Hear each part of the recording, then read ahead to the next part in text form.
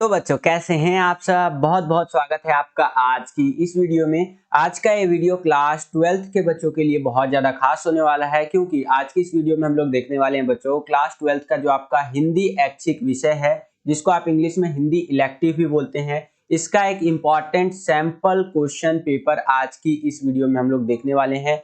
और ये हमारा छठा सैंपल पेपर होने वाला है। जी हाँ बच्चों, 6th सैंपल पेपर होने वाला है। इससे पहले 5 सैंपल पेपर ऑलरेडी हमने कंप्लीट कर लिए हैं, उनकी वीडियोस आपके लिए बना दी है। तो अगर आपने उन पांचों हिंदी के सैंपल पेपर्स की वीडियो नहीं देखी है तो जरूर जाकर के देखिए। सारे सैंपल पेपर जो है आपका जो 20 फरवरी, जी हाँ बच्चों 20 फरवरी 2023 का जो आपका बोर्ड एग्जाम होने वाला है, उसके अंदर आपको बहुत ज्यादा मदद करने वाला है। और आज का अगर इस सैंपल पेपर की मैं बात करूं जो आज की इस वीडियो में हम लोग करने वाले हैं, इसके अंदर जो भी क्वेश्चंस हम लोग डिस्कस करेंगे ना, उसमें से बहुत सारे क्वेश्चंस आपके 20 तारीख का जो एग्जाम होने वाला है उसके अंदर डिट्टो रिपीट होने वाला है, क्योंकि बहुत ज्यादा संभावना बन जाता है। इसके अंदर वही क्वेश्चंस हम लोग डिस्कस करेंगे सैंपल पेपर के अंदर जो पिछले 10 साल में आपके आ रखे हैं, ठीक है। और अगर आपने अभी तक हमारे चैनल को सब्सक्राइब नहीं किया तो चैनल को सब्सक्राइब जरूर कर दीजिएगा। वीडियो लाइक नहीं किया है तो वीडियो को लाइक जरूर कीजिएगा। देखिए जितना ज्यादा आप वीडियो को लाइक करते हैं ना, उतना ज्यादा हमारा मोटिवेशन बढ़ता है और वीडियोस को बनाने के लिए। अगर आप एक लाइक करते हैं तो इससे हमारा मोटिवेशन का लेवल लाखों करोड़ों अरबों खरबों गुना बढ़ जाता है और वीडियोस को बनाने के लिए हमें लगता है अंदर से कि यार बच्चों को जरूरत है और सैंपल पेपर्स की, तो हम आपके लिए और भी ज्यादा से ज्यादा सैंपल पेपर्स बनाते हैं।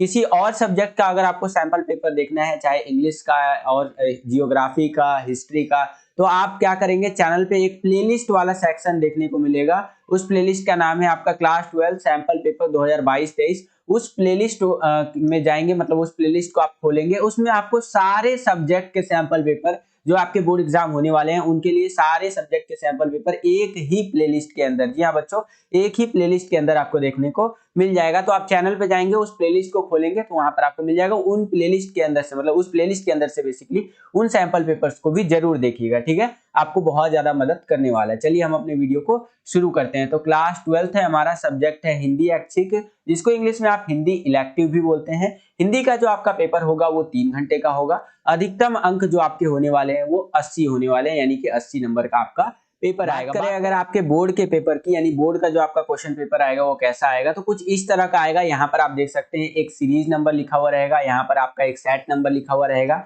जैसे कि ये जो हम लोग सैंपल पेपर कर रहे हैं ये सेट नंबर 2 है आपका। जो आपको क्वेश्चन पेपर मिलेगा वो 1 से लेकर के आपका 4 सेट, यानी 4 सेट में से कोई सा भी सैंपल पेपर आपको मिल सकता है। सेट 1 हो, 2 हो, 3 हो या फिर 4 हो, ठीक है। ये चारों सेट के हमने सैंपल पेपर ऑलरेडी आपको करवा रखे हैं और 4 सेट के अंदर ये आपका सीबीएसई का बोर्ड एग्जाम का क्वेश्चन पेपर आता है, ठीक है। दोबारा से हम लोग सेट 1 और 2 लेकर के आए हैं, तो दोबारा से सेट 1 तो मैंने करवा दिया है, अब दोबारा से हम लोग सेट 2 देख रहे हैं एक नए सीरीज का, ठीक है। ध्यान रखिएगा, खाली आपका सीरीज बदलता है, आपका सेट सिर्फ 4 ही रहता है क्वेश्चन पेपर का। अगर नीचे चले तो यहाँ पर आप देखेंगे कुछ बेसिक बातें आपको लिखी हुई देखने को मिलेंगी। वीडियो को पॉज करके अगर आप पढ़ना चाहते हैं तो पढ़ भी सकते हैं। जैसे कि आपको टोटल 14 क्वेश्चन हिंदी के पेपर के अंदर देखने को मिलेगा। 15 मिनट का टाइम आपको क्वेश्चन पेपर को रीड करने के लिए दिया जाएगा। उसके नीचे चले तो यहाँ पर आपको सामान्य निर्देश देखने को मिलेगा, जिसको इंग्लिश में आप जनरल इंस्ट्रक्शंस भी कहते हैं। सामान्य निर्देश आपको जरूर रीड करना चाहिए। अगर आप सामान्य निर्देश को पढ़ते हैं तो पेपर का पैटर्न कैसा होने वाला है उसका एक मोटा मोटा आइडिया आपको लग जाता है। मैंने बहुत बारी सामान्य निर्देश आपको समझा दिया है, फिर से एक शॉर्ट में आपको एक बार फिर से समझा देता हूं। आपका जो पेपर होगा वो 2 खंडों में बटा हुआ होगा, यानी 2 सेक्शंस के अंदर बटा हुआ होगा। खंड अ और ब, यानी सेक्शन ए और बी जिसको आप कह सकते हैं। 14 क्वेश्चन आपसे पूछे जाएंगे। सेक्शन ए के अंदर बेसिकली एमसीक्यू वाले क्वेश्चन पूछे जाएंगे।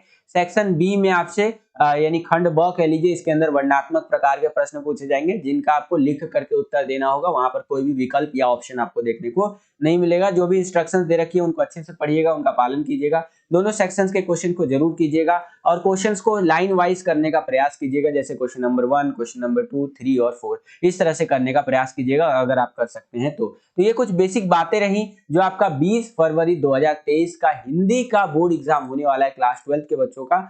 उनको ये बातें पता होनी चाहिए, काफी इंपॉर्टेंट बातें थी। आई होप कि आपको समझ में आया होगा। चलिए हम अपने वीडियो को शुरू करते हैं और सेक्शन वाइज देखते हैं कि किस प्रकार के क्वेश्चन हमसे पूछे गए हैं और कैसे हम उनका आंसर दे सकते हैं। तो चलिए वीडियो को शुरू आ गए हैं बच्चों खंड अ के अंदर, जिसको इंग्लिश में आप सेक्शन ए भी बोलते हैं। इसमें देखिए बेसिकली हमसे एमसीक्यू वाले जो क्वेश्चन होते हैं ना वो पूछे जाएंगे। आपको पैराग्राफ दे देगा, मतलब गद्यांश कह लीजिए, ये सब दे देगा, उसको पढ़ करके और जो आपसे क्वेश्चन पूछे जाएंगे उनका आंसर आपको देना है। एमसीक्यू वाले क्वेश्चन होंगे बेसिक। तो चलिए देखते हैं पहला क्वेश्चन यहाँ पर क्या बोल रहा है कि गद्यांश को पढ़ना है आपको और जो सही आपको उत्तर लगता है वो चुन करके लिखना है विकल्पों के अंदर से। ठीक है, पहला क्वेश्चन हमारा 10 नंबर का रहने वाला है। तो यहाँ पर देखिए जो गद्यांश दे रखा है इसको थोड़ा सा समझ लेते हैं। गद्यांश किसके ऊपर है कि जाति प्रथा को यदि श्रम विभाजन मान लिया जाए तो यह स्वाभाविक विभाजन नहीं है, क्योंकि यह मनुष्य की रुचि पर आधारित है। कुशल व्यक्ति या सक्षम श्रमिक समाज का निर्माण करने के लिए यह आवश्यक है कि हम व्यक्तियों की क्षमता इस सीमा जो है सो कि इस तक जो है सो कि विकसित करें जिससे वह अपना पेशा या कार्य का चुनाव स्वयं कर सके। कहने का मतलब यह है कि इस पैसेज के अंदर आपको बेसिकली यही बताया गया है कि जो जाति प्रथा होती है, जैसे होता है ना कि कोई कुम्हार है तो वो लकड़ी कह रहा हूँ, कोई कुम्हार है तो वो मिट्टी के बर्तन बनाएगा, कोई लोहार है तो वो क्या करेगा, हथौड़ी वगैरह या ये सब वगैरह बनाएगा। तो ये क्या होता है, जाति के आधार पर उनके कार्यों का विभाजन कर दिया जाता है, लेकिन ये चीज सही नहीं होता है। आप किसी भी जाति में पैदा हो रहे हैं तो आपको वो काम करने का हक होना चाहिए जो काम करने में आपको अच्छा लगता हो और जो काम करने में आप बहुत ज्यादा कुशल हो। ऐसा नहीं है कि कोई बंदा पंडित है तो पूजा पाठ ही कराएगा, कोई बंदा पंडित है तो साइंटिस्ट भी बन सकता है यार, कौन सी दिक्कत वाली बात है। ठीक है, तो ये चीज होनी चाहिए। कोई बंदा अगर मान लीजिए निचली जाति का है और वो कोई बड़ा काम करना चाहता है, वो प्रेसिडेंट बनना चाहता है तो बन सकता है। आप देखिए ना हमारी जो प्रेसिडेंट जी जो है द्रौपदी मुर्मू जी,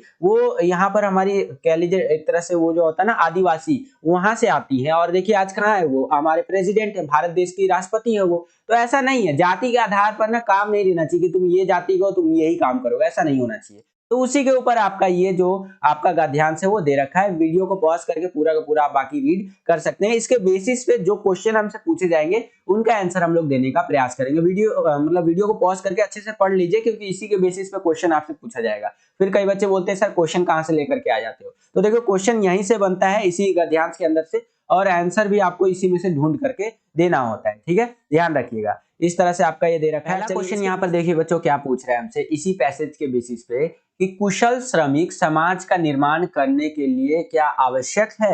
यहाँ पर क्वेश्चन पूछ रहा है आपसे कि क्या कुशल जो श्रमिक होते हैं, यानी जिसको इंग्लिश में आप स्किल्ड लेबर बोलते हैं, तो समाज का अगर हमें निर्माण करना है, सोसाइटी का निर्माण करना है, तो क्या वो उनके लिए आवश्यक है। तो बिल्कुल आवश्यक है भाई। देखिए जातीय जड़ता को त्यागना होगा, तभी हम लोग यहाँ पर एक अच्छे समाज का निर्माण कर सकते हैं और स्किल्ड लेबर जो होता है ना उसको प्राप्त कर सकते हैं। जैसे कि आप देखेंगे डॉक्टर, इंजीनियर, ऐसे ऐसे पोस्ट पर अच्छे अच्छे स्किल्ड आपको लोग देखने को मिलेंगे। ये नहीं कि फर्जी झोला छाप डॉक्टर आपको देखने को मिलेगा, ऐसा नहीं है। अगर आप जाति प्रथा के नाम पर लोगों को आगे बढ़ावा देंगे तो बिल्कुल ऐसे ही झोला छाप डॉक्टर देखने को मिलेगा। लेकिन अगर आप उस व्यक्ति को आगे बढ़ावा देंगे जो वाकई में हकदार होगा ना, तो बिल्कुल आपको एक अच्छा डॉक्टर, इंजीनियर देखने को मिलेगा ही मिलेगा। जैसे आपने एक कहावत सुनी होगी कि अब राजा का बेटा राजा नहीं बनेगा, राजा वही बनेगा जो हकदार होगा। तो उसी प्रकार से अगर हम लोगों को कुशल श्रमिकों की समाज में, मतलब एक कह लीजिए एक ऐसे समाज का निर्माण करना है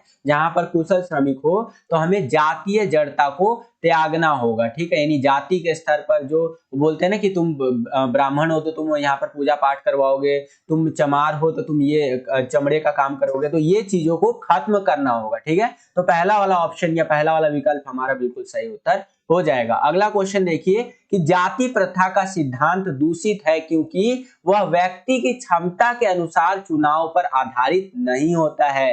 यानी व्यक्ति की जो कैपेसिटी, एक बंदा यार पूरी दुनिया में बहुत अमीर आदमी बन सकता है, लेकिन वो पैदा किस में हो गया, वो निचली जाति में पैदा हो गया। ठीक है, तो वो वहां तक पहुंचने में उसको बहुत ज्यादा कठिनाई होगी, क्योंकि लोग सोचेंगे यार तू तो नीची जाति का है, तू कैसे ऊपर चला जाएगा यार, ऊपर जाने के लिए तो ऊंची जाति का होना जरूरी है। तो इसीलिए जाति प्रथा जो है यहाँ पर कह लीजिए दूषित होता है, क्योंकि वो व्यक्ति की क्षमता के अनुसार चुनाव पर आधारित नहीं होता है। वो व्यक्ति जिस जाति में पैदा हो गया उसी जाति के अकॉर्डिंग उसको चॉइस कर लेना है। जैसे कि मान लीजिए कोई बंदा पंडित जी में पैदा हुआ तो वो पूजा पाठ करवाएगा, कोई बंदा यहाँ पर आपका निचली जाति में पैदा हुआ तो निचली जाति वाला काम करेगा।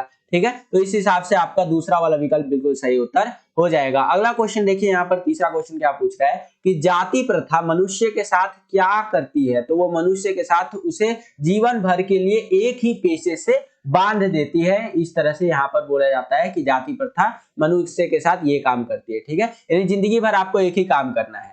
तो ये चीज बिल्कुल गलत है। तो इस हिसाब से दूसरा वाला ऑप्शन हमारा बिल्कुल सही उत्तर हो जाएगा। अगला क्वेश्चन देखिए, चौथा क्वेश्चन कि हमारे समाज में बेरोजगारी बढ़ने के क्या कारण है। तो हमारे समाज में बेरोजगारी, जो इतना अनएम्प्लॉयमेंट आप देखते होंगे अपने आसपास, कई सारे लोग नल्ले घूम रहे हैं, बिल्कुल ठीक है, कई सारे लोग तो ऐसे नल्ले घूमते घूमते नशा पानी भी करने लग जाते हैं, जो बिल्कुल गलत है, ये नहीं करना चाहिए। एजुकेशनल पर्पस के लिए आपको बता रहा हूँ, ठीक है। तो हमारे समाज में इतना बेरोजगारी क्यों बढ़ रहा है भाई, कोई तो कारण होगा कि इतना अनएम्प्लॉयमेंट बेरोजगारी बढ़ रहा है। तो उसका कारण है उद्योग धंधों में निरंतर विकास, ठीक है, और व्यक्ति के द्वारा पेशा न बदल पाना, व्यक्ति जो होते हैं इनके द्वारा नवीन तकनीक को नहीं अपना पाना, ठीक है।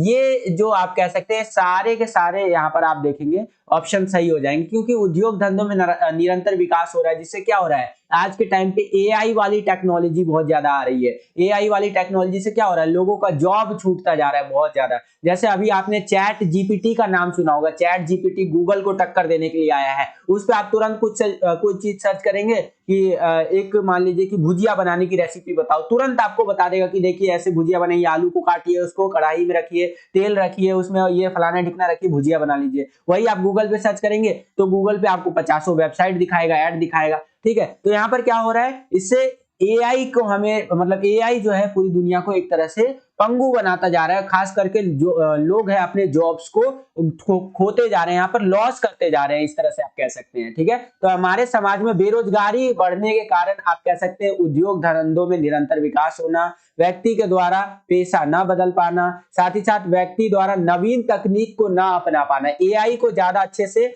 अपने समझ ना पाना। जो बंदा नई टेक्नोलॉजी को नहीं अडॉप्ट कर पाता है ना, वो पीछे रह जाता है। एग्जांपल के लिए नोकिया ले लीजिए यार, पहले के जमाने में नोकिया का कितना फोन पॉपुलर हुआ करता था, लोगों को सपना होता था कि नोकिया का कीपैड मोबाइल खरीदना। आज के टाइम पे कोई पूछता है नोकिया को? कोई नहीं पूछता है। क्यों? क्योंकि उन्होंने टाइम के साथ अपने आप को नहीं बदला। तो इसी प्रकार से जो व्यक्ति अपने आप को समय के अनुसार नहीं बदलता है वो बेरोजगार रह जाता है। तो इस हिसाब से हमारा ये सभी विकल्प सही उत्तर यहाँ हमारे हो जाएंगे, ठीक है। फोर्थ वाला ऑप्शन करेक्ट आंसर होगा। अगला यहाँ क्वेश्चन देखिए, पांचवा क्वेश्चन क्या पूछ रहा है यहाँ हमसे कि अक्षम श्रमिक समाज का निर्माण, ठीक है, यानी अक्षम श्रमिक समाज का निर्माण कैसे होगा, जाति प्रथा का दोषपूर्ण पक्ष जो है इसको हटा करके, ठीक है। तो पहला वाला विकल्प हमारा बिल्कुल सही उत्तर। छठा क्वेश्चन यहाँ पर देखिए बच्चों क्या पूछ रहे हैं हमसे कि जाति प्रथा किस प्रकार का विभाजन है।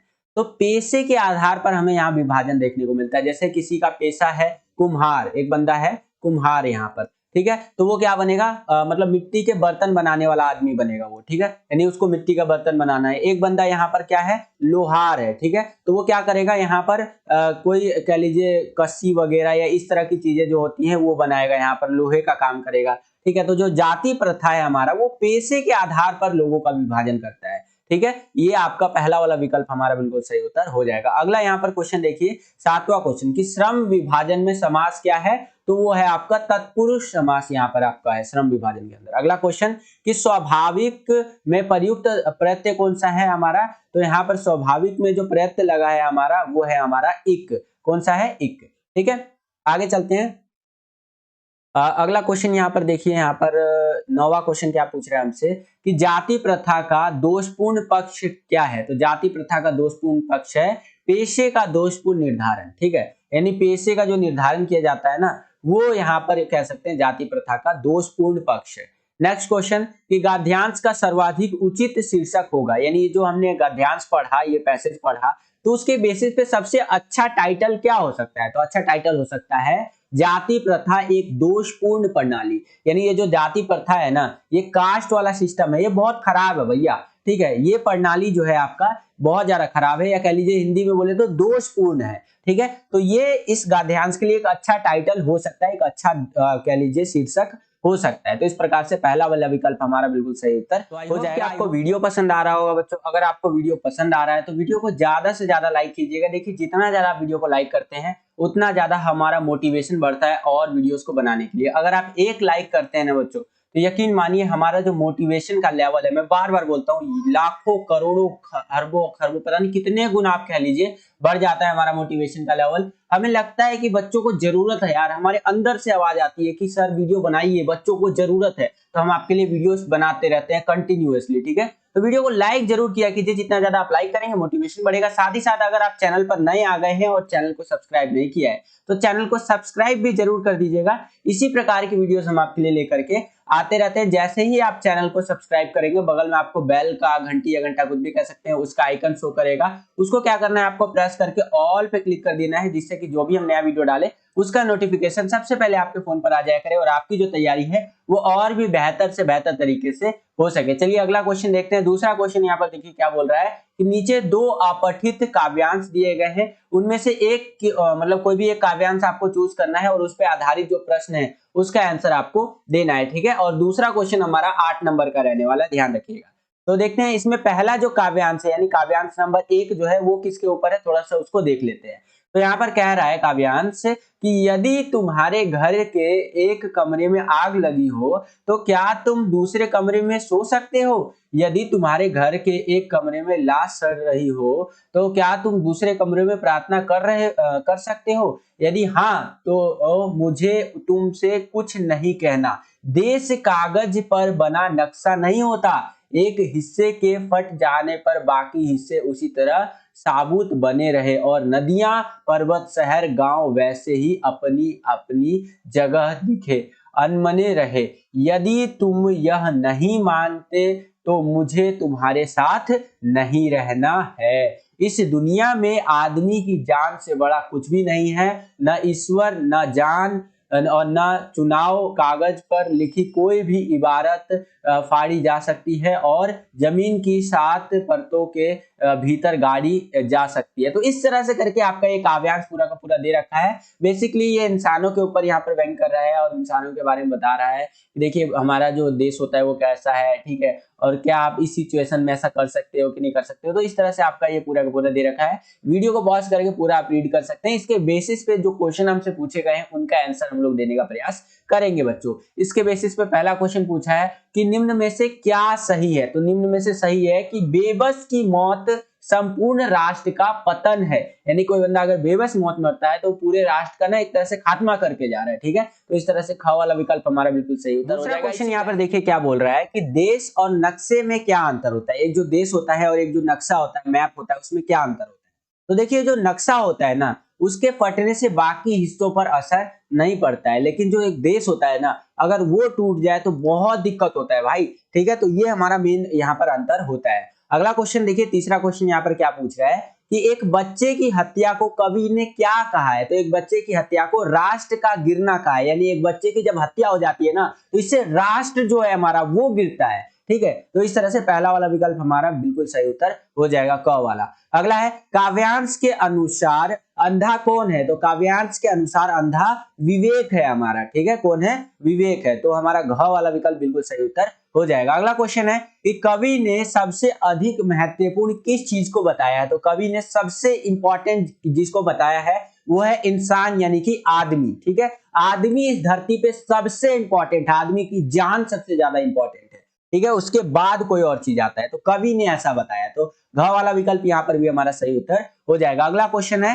कि जमीन की 7 परतों के भीतर कौन सा अलंकार है। तो इसमें अनुप्रास अलंकार है, क वाला विकल्प हमारा सही हो जाएगा, अनुप्रास अलंकार। अगला क्वेश्चन है हमारा 7वां क्वेश्चन की इबारत का अर्थ क्या है। तो इबारत का अर्थ होता है लिखावट, यानी कि कोई भी चीज हम लोग जब लिखते हैं, फलाना लिखना, कुछ भी लिख लो यार, कोई साइन करो या जो भी चीज, तो वो होता है हमारा यहाँ पर लिखावट, जिसको आप इबारत भी कहते हैं, ठीक है। ये जो कवि ने बताया है उसके अनुसार बता रहा हूं। तो इस वाले क्वेश्चन का आपका ख वाला विकल्प हमारा बिल्कुल सही उत्तर हो जाएगा। अगला क्वेश्चन 8वां क्वेश्चन कि संपूर्ण का विलोम लिखिए। इसका विलोम होता है अपूर्ण, क्या होगा? अपूर्ण। तो ख वाला विकल्प हमारा बिल्कुल सही उत्तर हो जाएगा। इसी क्वेश्चन में आपको एक अथवा वाला क्वेश्चन दे दिया बेसिकली कि अगर आपको ऊपर वाला क्वेश्चन नहीं आता तो नीचे वाला आप क्वेश्चन अटेंड कर सकते हैं। अब इसके अथवा में क्या क्वेश्चन दे रखा है उसको थोड़ा सा देख लेते हैं। तो हमारा काव्यांश नंबर 2 है, दूसरा काव्यांश है, इसको थोड़ा सा समझने का प्रयास करते हैं कि हम दूरदर्शन पर बोलेंगे हम समर्थन शक्तिमान, हम एक दुर्बल को लाएंगे एक बंद कमरे में, उससे पूछेंगे तो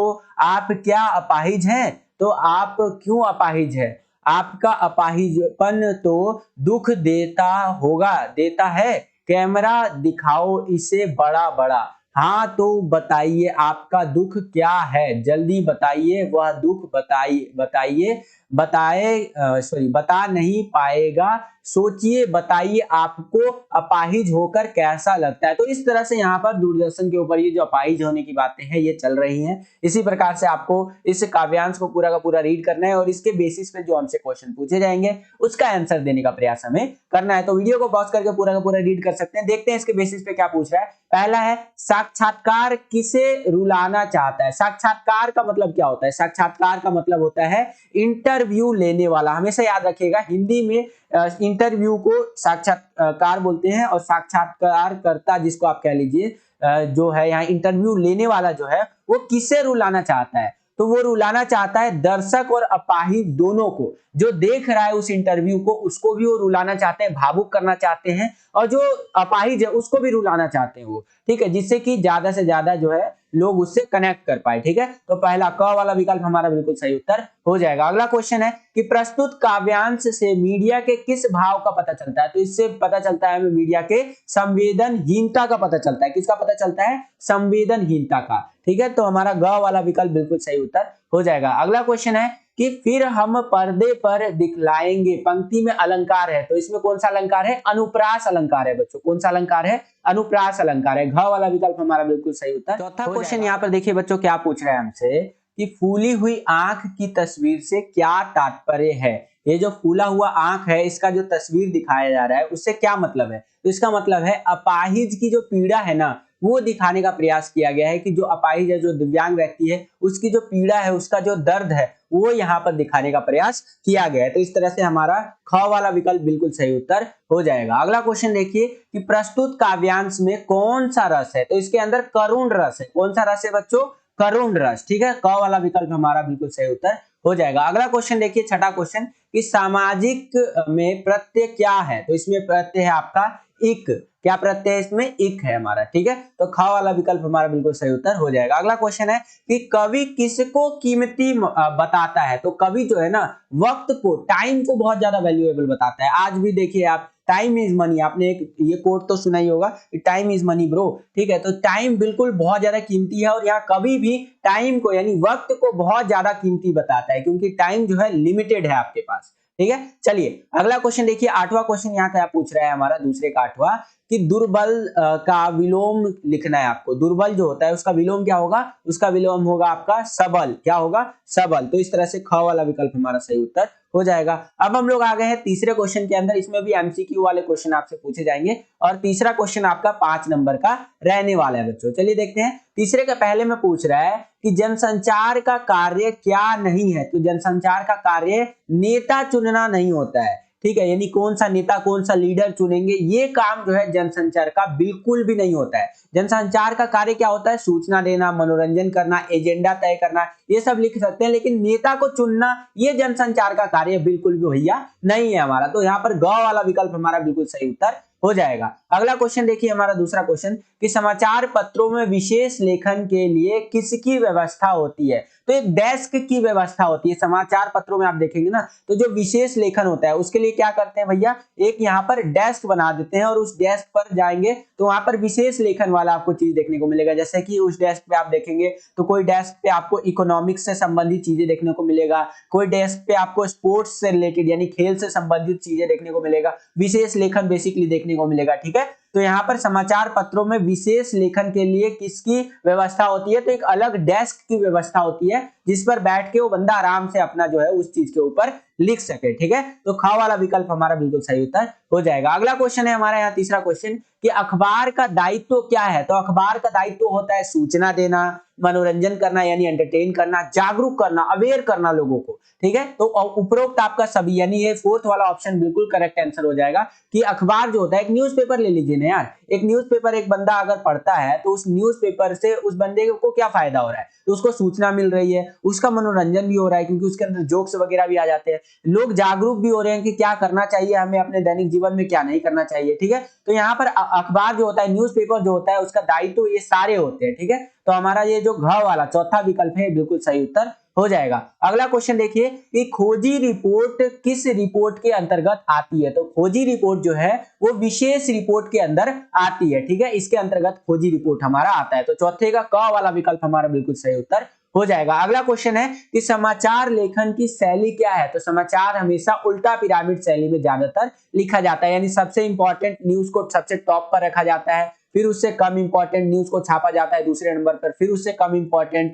फिर उससे कम इंपॉर्टेंट, ठीक है। और ये सिलसिला तब तक चलता रहता है जब तक हमारा यहाँ पर समाचार खत्म नहीं हो जाता, एंड नहीं हो जाता, ठीक है। तो समाचार लेखन की शैली क्या होगी? उल्टा पिरामिड शैली वाली होगी। कौन सी शैली होगी बच्चों? उल्टा पिरामिड शैली, ठीक है। आई होप कि आपको समझ में आया। हम लोग आ गए हैं बच्चों चौथे क्वेश्चन के अंदर। चौथा क्वेश्चन क्या है कि निम्नलिखित ये जो काव्यांश दिया गया है इसको अच्छे से पढ़िए, और यहाँ पर जो आपको आंसर लिखना है वो सही विकल्प चुन करके लिखना है। बेसिकली एमसीक्यू क्वेश्चन इसके अंदर आपसे पूछे जाएंगे इस काव्यांश को पढ़ने के बाद, ठीक है। और चौथा क्वेश्चन आपका कितने नंबर का रहेगा? 6 नंबर का रहेगा आपका, ठीक है। चलिए देखते हैं यहाँ पर ये जो काव्यांश दिया है इसको थोड़ा समझने का प्रयास करते हैं कि भूपति मरण प्रेम जैसे कि प्रेम पनु राखी जननी कुमति जगतु सबु साखी देखी न जाही विकल महतारी जरही जो सुखी दूसह जनपुर नर नारी। तो इस तरह से करके आपका काव्यांश दे रखा है। वीडियो को पॉज करके आप पूरा का पूरा रीड कर सकते हैं। इसके बेसिस पे जो हमसे क्वेश्चन पूछे जाएंगे उनका आंसर हम लोग देने का प्रयास करेंगे बच्चों। तो चलिए देखते हैं पहला क्वेश्चन यहाँ पर। देखिए बच्चों क्या पूछ रहा है कि उपयुक्त काव्यांश कहाँ से लिया गया है? तो ये जो काव्यांश जो अभी हमने देखा ये रामचरितमानस से और अयोध्या कांड इन दोनों से लिया गया है। तो यहाँ पर जो सही विकल्प आ जाएगा हमारा वो हो जाएगा क व ख दोनों, ठीक है। आई होप कि आपको ये क्वेश्चन समझ में आया होगा। अगला देखिए क्वेश्चन यहाँ पर क्या पूछ रहा है कि उपयुक्त कथन किसका है? तो ये जो कथन है ये भरत के कथन है। किसके कथन है? भरत के, जो राम जी के भाई थे। अगला है यहाँ हमारा क्वेश्चन कि प्रस्तुत काव्यांश में प्रेम का प्रण किसके द्वारा निभाने की बात की गई है? तो ये जो है हमारा दशरथ जी जो थे ना उनके द्वारा जो है सो कि निभाने की बात एक तरह से की गई है, ठीक है। अगला क्वेश्चन यहाँ देखिए कि प्रस्तुत काव्यांश की भाषा कौन सी है? तो इसकी भाषा जो है अवधी भाषा है। कौन सी भाषा है? अवधी भाषा का प्रयोग यहाँ पर किया गया। अगला है कि सो सुनी जैसे कि समूझी सहीऊ सब सुला पंक्ति में अलंकार बताइए। तो इसमें अलंकार है आपका अनुप्रास अलंकार। कौन सा अलंकार है बच्चों? इसमें आपका अनुप्रास अलंकार है, ठीक है। अगला यहाँ पर क्वेश्चन देखिए कि ये काव्यांश आपकी अंतरा भाग 2 पुस्तक के किस खंड से लिया गया है? तो ये आपका प्राचीन खंड से लिया गया है। किस खंड से लिया गया बच्चों? प्राचीन खंड से। अगला क्वेश्चन देखिए, अब हम लोग आ गए हैं 5वें क्वेश्चन के अंदर। इसमें बोल रहा है निम्नलिखित गद्यांश को पढ़कर दिए गए जो आपका क्वेश्चन है उसका आंसर आपको लिखना है विकल्पों को चुन करके, और 5वां क्वेश्चन 6 नंबर के लिए रहेगा, ठीक है। तो यहाँ पर देखिए ये जो आपका गद्यांश है किसके ऊपर है कि मेरे पिताजी फारसी के अच्छे ज्ञाता और पुरानी हिंदी कविता के बड़े प्रेमी थे। फारसी कवियों की उक्तियों को हिंदी कवियों की उक्तियों के साथ मिलाने में उन्हें बड़ा आनंद आता था। वे रात को प्राय रामचरितमानस और रामचंद्रिका घर के सब लोगों को एकत्र करके बड़े जो है कि चित्ताकर्षक ढंग से पढ़ा करते थे। तो इस तरह से करके आपका यहाँ पर ये गद्यांश दिया गया है। वीडियो को पॉज करके पूरा का पूरा आप रीड कर सकते हैं। इसके बेसिस पे जो क्वेश्चन हमसे पूछा गया है उसका आंसर देने का प्रयास करते हैं। पहला क्वेश्चन है कि प्रस्तुत गद्यांश किस पाठ से अवतरित है, यानी किस पाठ से ये लिया गया है? तो इसका आंसर है प्रेम घन की छाया स्मृति से ये आपका गद्यांश लिया गया है। पहला वाला विकल्प, क वाला विकल्प हमारा बिल्कुल सही उत्तर हो जाएगा। अगला क्वेश्चन है कि यह पाठ किस विधा में रचित है? तो ये जो है आपका पाठ संस्मरण जो विधा होती है उसके अंदर रचित है। अगला क्वेश्चन है कि प्रस्तुत पंक्तियों में मैं जो ये शब्द है ये किसके लिए प्रयोग किया गया है या प्रयुक्त हुआ है? ये जो मैं वाला शब्द है ना यहाँ पर ये किसके लिए इस्तेमाल हुआ है? तो ये हुआ है हमारा रामचंद्र शुक्ल जी के लिए ये जो शब्द है ये इस्तेमाल था। क्वेश्चन यहाँ पर देखिए क्या पूछ रहा है हमसे कि किसके प्रति लेखक के मन में एक मधुर भावना का संचार था? तो भारतेंदु हरिश्चंद्र के प्रति लेखक के मन में हमारे क्या था? एक मधुर भावना का क्या था? संचार, ठीक है। तो ख वाला विकल्प हमारा बिल्कुल सही उत्तर हो जाएगा। अगला क्वेश्चन है कि चिंताकर्षक का अर्थ बताइए। तो इसका अर्थ होता है मन को आकर्षित करने वाला, ठीक है। जो ऐसी चीजें जो आपके मन को आकर्षित कर ले, जैसे कि मान लीजिए कोई चीज आपको बहुत अच्छी लगती है और सडनली वो चीज आपको मिल जाता है तो आपके मन जो है बहुत ज्यादा आकर्षित हो जाता है ना कि चलो यार ये चीज हमें मिल गया। तो इसका अर्थ ही यही होता है, ठीक है, मन को आकर्षित करने वाला। अगला क्वेश्चन है कि ये गद्यांश आपकी अंतरा भाग 2 पुस्तक के किस खंड से लिया गया है? तो ये जो गद्यांश है ये गद्य खंड से लिया गया है। किससे लिया गया है बच्चों? गद्य खंड से। अगला क्वेश्चन देखिए यहाँ पर छठा क्वेश्चन, यहाँ पर भी आपको निम्नलिखित प्रश्नों के सही उत्तर वाले विकल्प चुन करके आंसर देना है और छठा क्वेश्चन 5 नंबर के लिए रहेगा।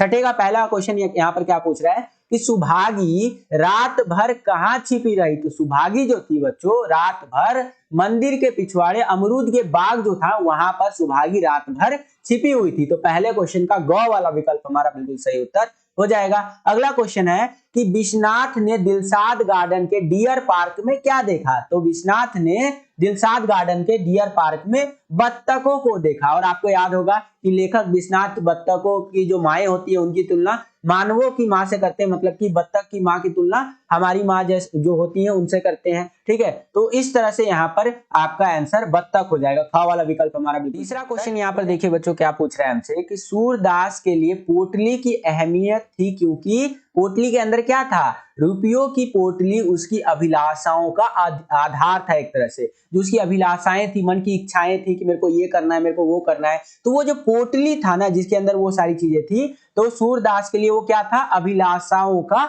आधार था बच्चों। ठीक है, तो इसीलिए कह लीजिए सूरदास के लिए पोटली की अहमियत थी, इंपॉर्टेंस रखता था। मान लीजिए आपके लिए एक पोटली ला दूं मैं, इसके अंदर 100 सोने के क्या सिक्के हो, ठीक है, 100 सोने के सिक्के हो और वो मैं आपको दे दूं, तो आपके लिए वो पोटली इंपॉर्टेंट होगा ना। अब मैं पूछूंगा कि ये पोटली क्यों इंपॉर्टेंट है आपके लिए, तो आप बोलेंगे अरे सर इसमें 100 सोने के सिक्के हैं, इसको बेच के तो मैं एकदम करोड़पति बन जाऊंगा। ठीक है, तो उसी तरह से मान लीजिए सूरदास के लिए वो पोटली इंपॉर्टेंट थी क्योंकि जो भी उसके मन में अभिलाषाएं थी वो उसका आधार था, वो अभिलाषाओं को उन पोटली से वो पूरा कर सकता था। अगला है हमारा क्वेश्चन कि भैरव कौन था। तो भैरव जो था वो सुभागी का पति था। ठीक है, अगला क्वेश्चन यहाँ देखिए पांचवा क्वेश्चन कि विषकोहर की माटी पाठ के आधार पर बताइए कि नीम के फूल से किस बीमारी से पीड़ित मरीज को ठीक कर सकते हैं। तो चेचक जिस व्यक्ति को हो जाता है ना, जिसको माता आना भी कहते हैं कि माता आ गया, और इंग्लिश में जिसको आप जो है सो कि वो चिकन पॉक्स जो होता है वो कहते हैं, वो बीमारी अगर किसी को हो जाए तो जो नीम होता है उसका फूल से उस बीमारी को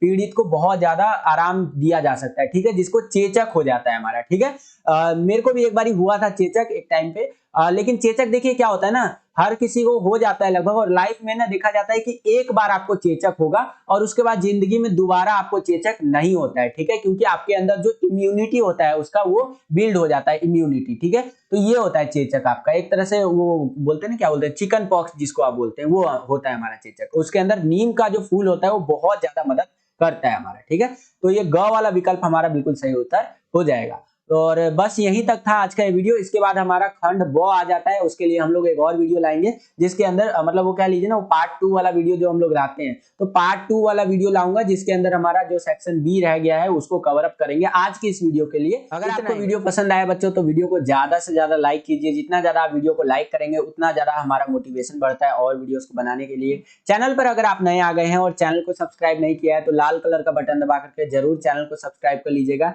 जैसे ही आप चैनल को सब्सक्राइब करेंगे बगल में आपको बेल का, घंटी या घंटा कुछ भी कह सकते हैं, उसका आइकन शो करेगा, उसको प्रेस करके ऑल पे क्लिक कर दीजिएगा, जिससे जो भी हम नया वीडियो डाले उसका नोटिफिकेशन सबसे पहले आपके फोन पर आ जाया करे और आपकी जो तैयारी है वो और भी बेहतर से बेहतर तरीके से हो सके। आज के लिए इतना ही बच्चों, मिलता हूं आपसे अगली और एक्साइटिंग वीडियो में। तब तक के लिए खुश रहिए, खुश रखिए सभी को। जय हिंद, वंदे मातरम।